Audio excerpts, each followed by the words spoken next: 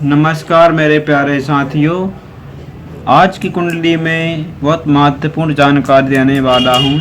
विवाह के समय में या लड़कियां की कुंडली हो या लड़के की कुंडली हो, दोनों कुंडली में कौन से ग्रह कहाँ नहीं होना चाहिए, इसके विषय में आज जानकारी हम देने वाले हैं।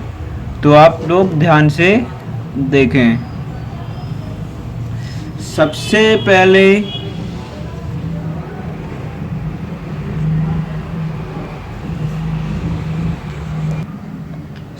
पहले लड़के की कुंडली में शुक्र, जो विवाह का कारक ग्रह है शुक्र, लड़के की कुंडली में यानी कि छठे भाव में नहीं होना चाहिए। मेन बात ये देखना चाहिए, अगर लड़का या लड़की की अगर दोनों की कुंडली मिल रही हो, सबसे पहले शुक्र को देखना चाहिए। शुक्र छठे भाव में नहीं होना चाहिए। और जैसे लड़की की कुंडली में देखना चाहिए कि कन्या की कुंडली में आठवें भाव में शुक्र नहीं होना चाहिए, यानी कि लड़के की कुंडली में छठे भाव में शुक्र नहीं होना चाहिए और लड़की की कुंडली में शुक्र आठवें भाव में नहीं होना चाहिए। और विशेषकर लड़के की कुंडली में 12वें भाव में उच्च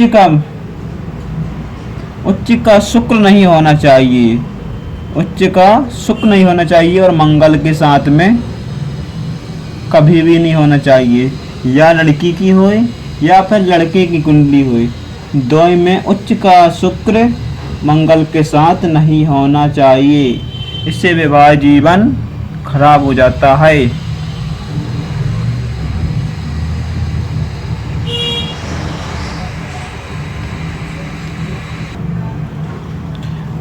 और मेरे प्यारे मित्रों, और 5वें भाव में या लड़का की कुंडली हो या फिर लड़की की कुंडली हो, यानी कि 5वें भाव में केतु नहीं होना चाहिए ये दोनों की कुंडली में। इससे भी विवाह जीवन खराब होता है और विवाह जीवन के साथ साथ संतान में भी दिक्कत जाती है। ये विशेषकर आप लोग ध्यान देना। कभी भी जैसे किसी की अगर लड़का हो या फिर लड़की, दोनों की कुंडली में, लड़के की कुंडली में शुक्र छठे भाव में और लड़की की कुंडली में शुक्र 8वें भाव में नहीं होना चाहिए और केतु 5वें भाव में दोनों की कुंडली में नहीं होना चाहिए। और शुक्र मंगल तो ये कभी नहीं होना चाहिए 12वें भाव में, शुक्र उच्च का मंगल के साथ में, क्योंकि इससे विवाह जीवन दाम्पत्य जीवन खराब हो जाता है। प्यारे मित्रों,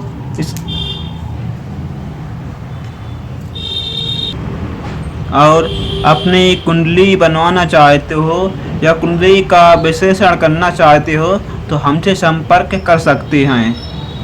हमारा नंबर कमेंट बॉक्स में हम दे देंगे। जय श्री कृष्णा।